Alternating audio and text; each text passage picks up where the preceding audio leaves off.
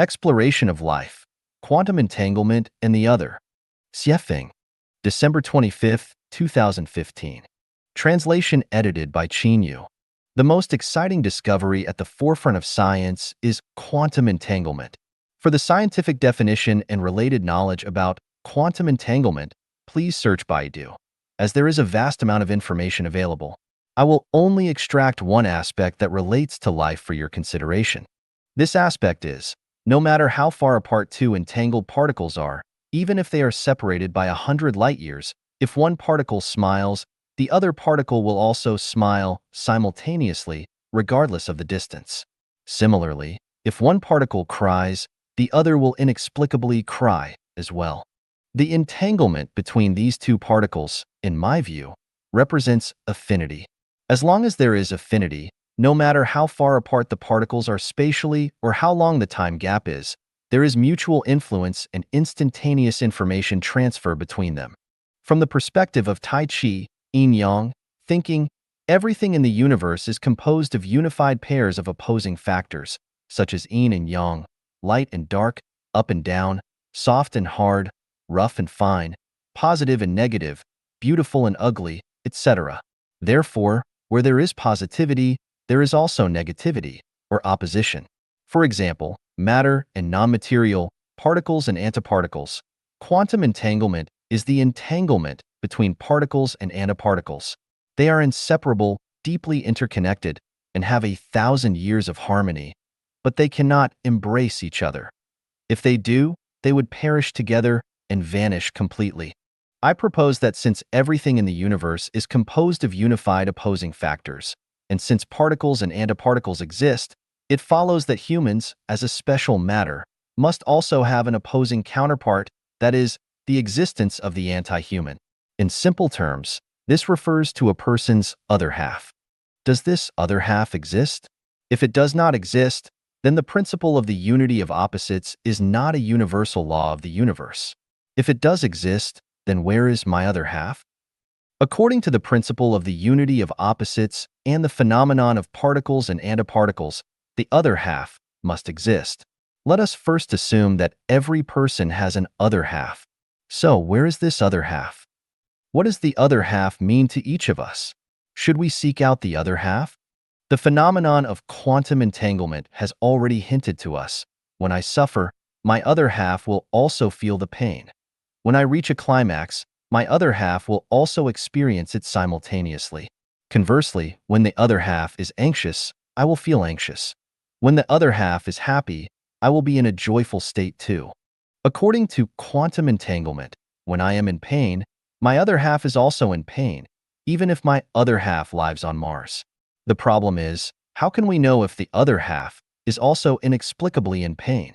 Logically, as soon as my wife gives birth, my mother immediately becomes the child's grandmother, regardless of whether my mother lives on the moon or Mars. But in reality, it is difficult to know the state of the other half. So, when the other half is anxious, can we also be in a state of anxiety? For instance, suddenly feeling uncomfortable or agitated for no reason. If such feelings occur, could it mean that our other half is currently in a state of danger and anxiety? The purpose of exploring this phenomenon is that since there is a person in the universe who shares the same fate and breeds with us, the state of the other half determines our own state, and the future of the other half determines our own future. Therefore, we must find them.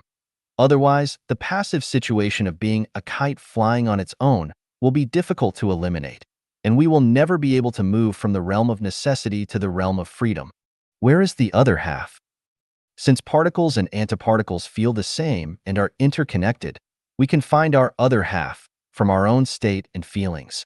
If we are always in joy, happiness, and freedom, we can be sure that our other half is in heaven.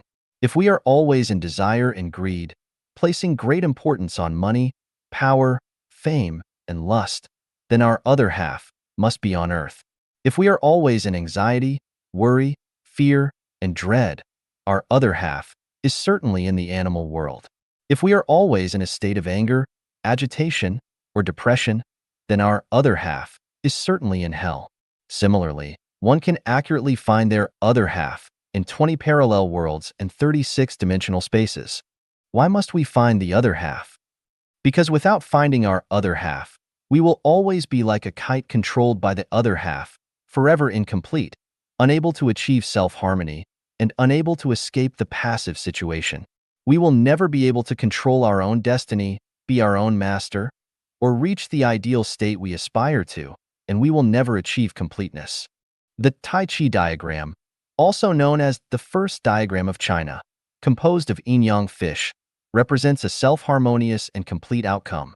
If a person cannot achieve self-harmony and completeness, they will never reach the highest peak of life, nor will they ever reach the Western paradise guided by Buddha. Simply put, they will never reach heaven. Without reaching heaven, they will continue to cycle through the mundane world. Without finding our other half, we cannot form the higher-level complete structure required for life and will always depend on external factors for survival. Who exactly is the other half? The other half is oneself, one's own doppelganger or incarnation. It is an opposing factor that constitutes a complete life form but is separated and divided. If you are yang, the other half is yin. If you are yin, the other half is yang. Only through the unity of yin and yang can one achieve unity with heaven and the Tao and attain the right fruit. The annihilation effect in quantum mechanics tells us that when paired particles and antiparticles meet, they release radiation and immense energy and then annihilate each other, disappearing without a trace. When oneself meets their other half, both disappear simultaneously, leaving no trace. However, does disappearing from the material world mean complete death? Certainly not. We know that the three essential elements of the universe are consciousness, structure, and energy. The release of energy does not mean the disappearance of consciousness. Consciousness is a form of non-material existence. The essence of life is consciousness. The disappearance of the physical body does not mean the disappearance of consciousness. After annihilation, or in other words, after perishing together, the material existence is gone, but as consciousness, it enters a higher level of life form. Simply put, when oneself meets their other half, they immediately complete the metamorphosis of life, leaving the material world for the highest realm of life, the Elysium world, or, it can be said, becoming celestial beings and attaining Buddhahood. So, how can one meet their other half? From a theoretical and conventional perspective, it is impossible to meet one's other half because although oneself and the other half have the same nature and feelings, paradoxically, if you move left, your other half will move right. If you move forward, they will move backward. If you want to go up, they will go down. They are both unified and opposed to you. The more you want them, the further they seem to get away. The more you try to avoid them, the closer they get. They always play hide and seek. They are just that mischievous and willful, neither to be loved nor hated. However, there is nothing impossible in the universe. If one contemplates the heavens and earth often, one will eventually understand the profound principles. Meeting one's other half is indeed possible. The above is merely a hypothesis and exploration, not a definitive conclusion. Consider it a mind game. Because in terms of entanglement and affinity, it is not only the other half that is entangled with and has affinity with us, but also many other factors. As quantum entanglement tells us, quantum entanglement refers to the non-local, non-classical strong correlations that exist between two or more quantum systems.